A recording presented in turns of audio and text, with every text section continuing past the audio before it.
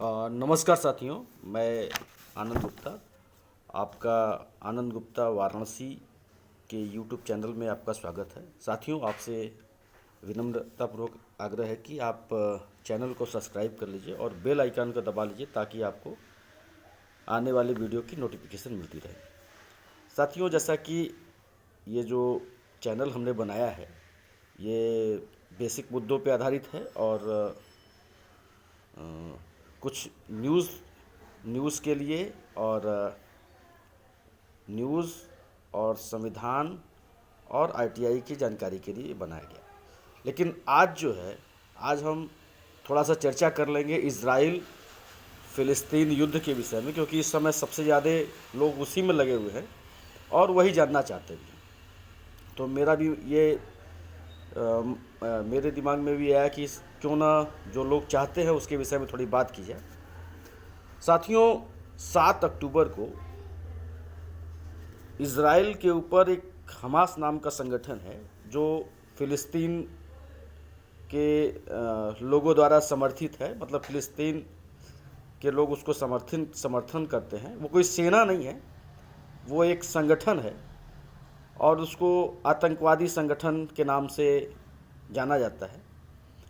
उन्होंने 7 अक्टूबर को इज़राइल पे बगैर किसी सूचना के हमला कर दिया और लगभग 5,000 रॉकेट दागे इज़राइल में और घुस गए। और कम से कम जो आंकड़े हैं वो उस दिन, मतलब जिस दिन हमला हुआ 7 तारीख को, उस दिन 1,300 लोगों को उन्होंने मार डाला। मतलब जो रॉकेट गिराए, गोलीबारी की, उसमें 1,300 इजरायली नागरिक मारे गए और जबकि कम से कम 600 लोग घायल हो गए। मतलब गंभीर रूप से घायल हो, किसी को गोली लगा मरा नहीं, किसी को बम लगा पैर उड़ गया, इस तरह से करीब 600 लोग घायल हो गए। तो 1,300 लोग की मौत होना, 600 लोग घायल होना, ये आंकड़े हैं। इससे ज़्यादा ही हुए होंगे क्योंकि बहुत सारी सूचनाएं तो सरकार तक नहीं भी पहुंचती है। लेकिन इजराइल सरकार ने जो आंकड़े जारी किए वो ये बताए कि हमारे यहाँ इतने लोग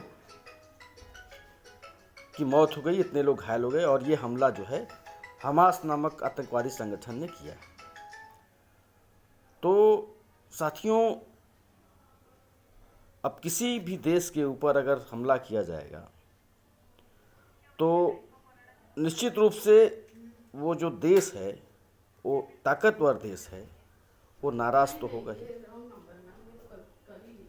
और जो लोग फ़िलिस्तीन या गाज़ा पट्टी में इज़राइल के हमले का विरोध कर रहे हैं या उनको कह रहे हैं कि ऐसा नहीं करना चाहिए था, उनको भी ये सोचना चाहिए कि ये जो हमला किया गया इज़राइल पे, उनके पर युद्ध थोपा गया। अगर देखा जाए तो उनके पर युद्ध थोपा गया। तो एक तरह से अगर मेरे हिसाब से पूछा जाए तो ये गलत तो है कि अगर आप किसी को मारेंगे तो रिटेक्शन होगा ही, आपके ऊपर हमला होगा ही, चाहे वो उससे ज़्यादा करेगा क्योंकि प्लानिंग से करेगा उसके बाद। अब इज़राइल द्वारा ये कहा गया कि गाज़ा पट्टी, गाज़ा का जो इलाका है उसका उत्तरी इलाका में जो 10 लाख लोग रहते हैं, उनको कहा गया कि आप इस इलाकों को 24 घंटे में छोड़ दीजिए, क्योंकि वहाँ के जो सैनिक हैं या वहाँ का जो सिक्योरिटी सिस्टम है, उन्होंने ये बार बार के हमले से ये पता लगाया कि सारा जो आतंकवादियों का जो रहते हैं, जो प्लानिंग बनाते हैं, हो सकता है कि ये यही इलाके में ये सारे लोग हों। तो वो उस इलाके को खाली करने के लिए कह दिए। अब क्योंकि 10 लाख लोगों को खाली करना, तो इस पे पूरी दुनिया के नेताओं में बड़ा विरोध हुआ कि कैसे हुआ। लेकिन यही सच्चाई है कि इस प्रकार से हो रहा है वहाँ पे। और अभी तक 4300 लोग मारे जा चुके हैं और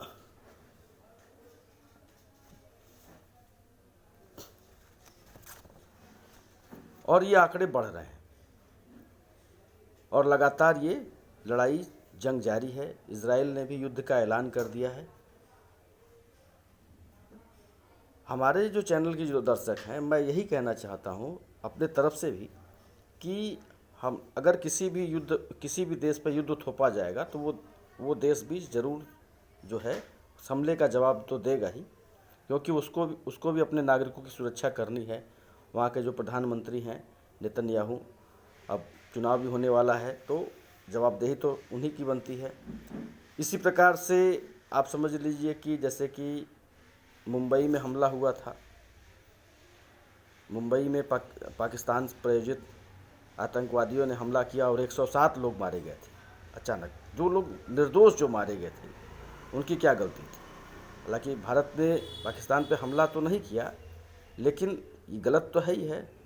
और इस प्रकार के जो भी संगठन हैं हमास टाइप के, और जो भी दुनिया में जो संगठन है इस तरह हिंसा में विश्वास करते हैं, ये सभी नागरिकों को ऐसे संगठनों से बचना चाहिए और ऐसे संगठनों का विरोध करना चाहिए, ताकि इतनी भयावह स्थिति पैदा न हो। क्योंकि ये भयावह स्थिति जब पैदा होगी तो उसमें और भी निर्दोष लोगों की ही जान जाएगी, और जो जो प्लानर हैं, प्लानर तो वो तो इधर उधर हो जाएंगे, लेकिन इसमें निर्दोष लोगों की ही जान जाती है। थैंक यू, नमस्कार।